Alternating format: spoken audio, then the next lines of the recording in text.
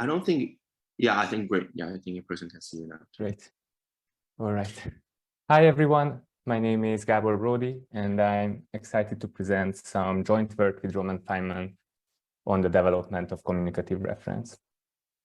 And by communicative reference, I mean our psychological capacity to connect utterances, like there's a red apple on the screen, to actual objects in the world, like the red apple on the screen.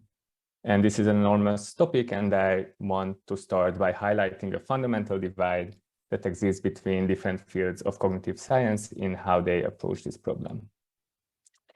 So on one side of this divide, there are views and theories that I will call description-first theories. And these are, I think, mostly dominant in parts of development of psychology and in AI. And what these views say is that the main thing that connects utterances to objects is a mapping between descriptions that are part of the utterances and properties that objects happen to have.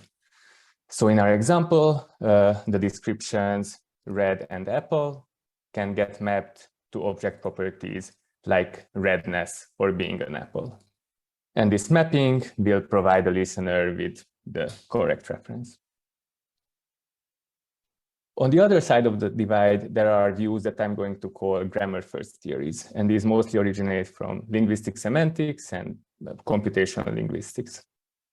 And what these theories propose is that in communicative situations, there is a shared mental list of objects that are under discussion.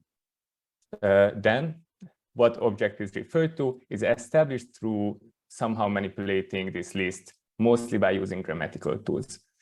So for instance, in our example sentence, the indefinite article signals that there is a new, as in yet to be discussed, apple that should be added to this list. On the other hand, in a follow-up sentence, a definite article like that would signal that the object that sentence reference is already on the list and no new object have to be added. And the main reason it seems that descriptions are not driving this type of effect is that we can keep the description as is, but change the article to another indefinite one, for instance, another, and then our interpretation would say, we would again think that it refers, we would infer that it's a disjoint reference from the first sentence. All right. And because in these grammar-first theories, grammar has priority over descriptive content, there's a unique prediction that we can derive from them.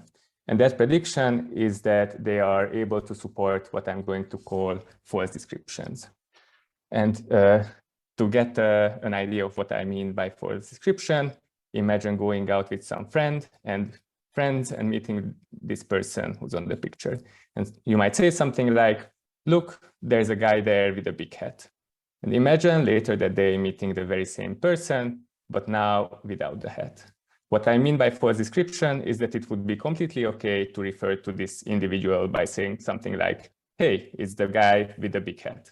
And this is somewhat mystical on these description-based views, because the description just doesn't happen to match the referent.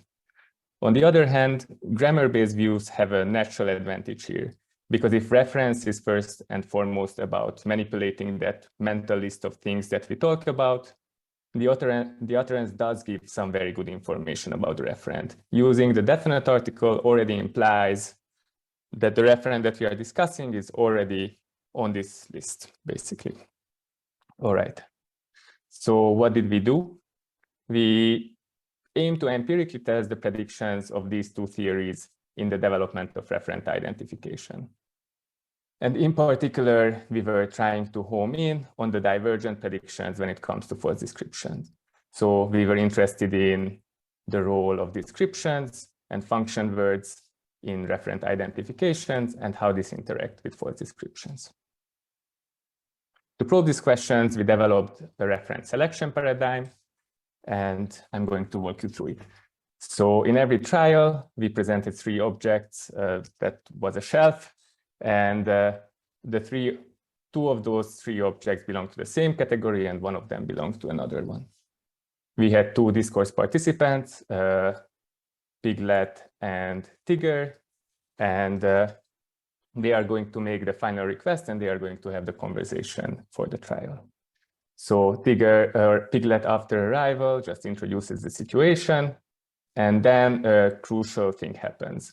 One of the objects that belong to the category with 2 items magically transforms into the other category.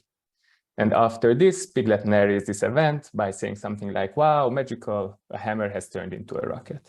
And this is crucial when it comes to the grammar first idea, because Piglet not only narrates the event, but introduces this transformed object into the domain of discourse with this utterance. What happens after this is Tigger makes a request for the participant. And the request has the following structure. Can you give me article, noun? And the article has 3 levels. It can be a definite article that, or one of 2 indefinites, a or another. The noun can either invoke the initial form of the object, which is hammer in this case, or the final form of the object, which is rocket. So our crucial false description case is the that hammer condition. The question is, can you refer to the transformed object as that hammer when it happens to be a rocket? So what predictions can we derive from the theories to this type of event? On the description first views, what really matters in order for an object to be referable is that the noun which is used describes the object. So for every request where the noun is the final noun, it should be possible to refer to that object. As opposed to the grammar first views predict that what really matters is whether the article is definite or indefinite. With an indefinite article, at least in most cases, should signal that there is a new object in the discourse, and the definite article should mean that the already introduced object is again referred to. So the grammar first theory predicts that if the article is definite, the object should be okay to refer to with that. And again, the false description case is the that hammer condition. So what did we find? So here I'm showing the data from adults, and on the y-axis you see the percent of selection, and the different trials are the different columns. And the more blue you see in each of them, the more participants were willing to select the transformed object. And what we found is that there were 2 conditions in particular where adults were willing to select the transformed object, and both of them were with the definite article, so demonstrative.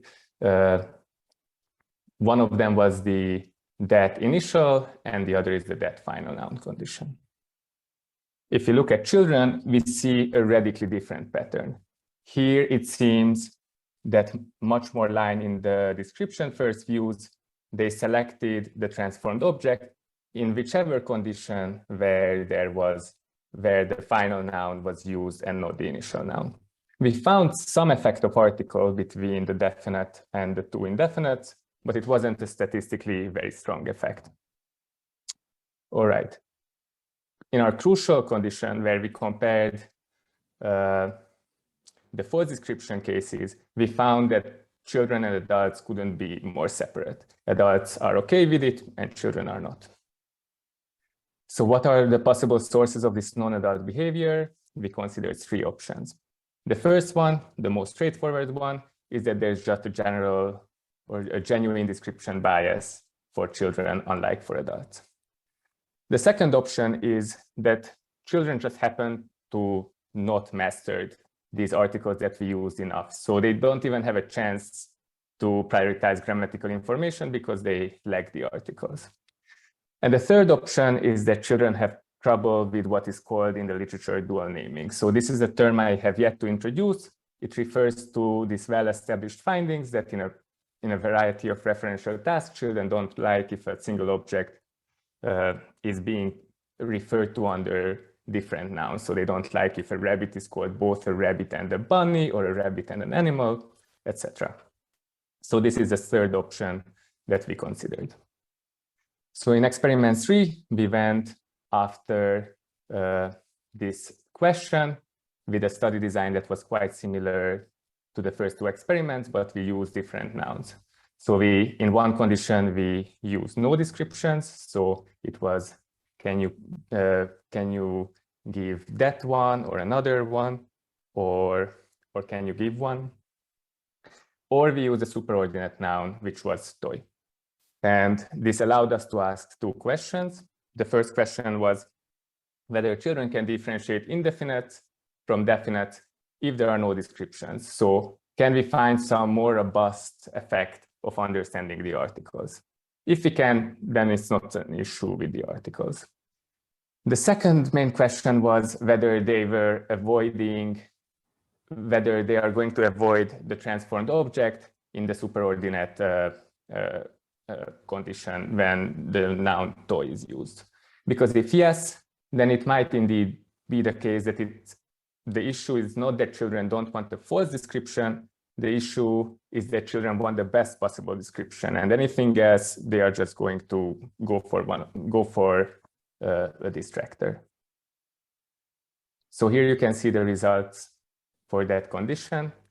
And what you can see is that the two conditions are quite similar to each other and quite similar to our final noun condition. As in all conditions, children were willing to select the transformed object in response to these truthful descriptors. But now we found much more robust differentiation from the indefinite to the definite, from indefinites from the definite.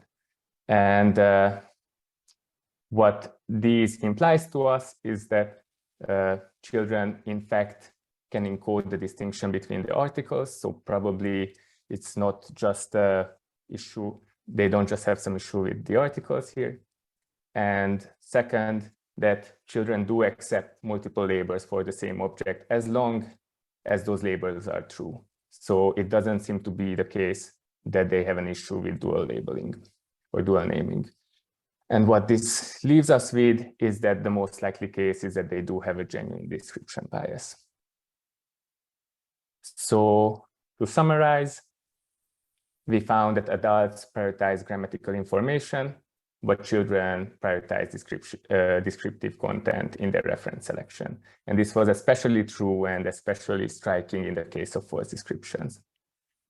What this implies is that there might be more to attaining an adult stage of reference rather than knowing both the grammatical and the descriptive parts, but separately. It seems that there is some further figuring out to do about how descriptions and grammar interact in reference resolution.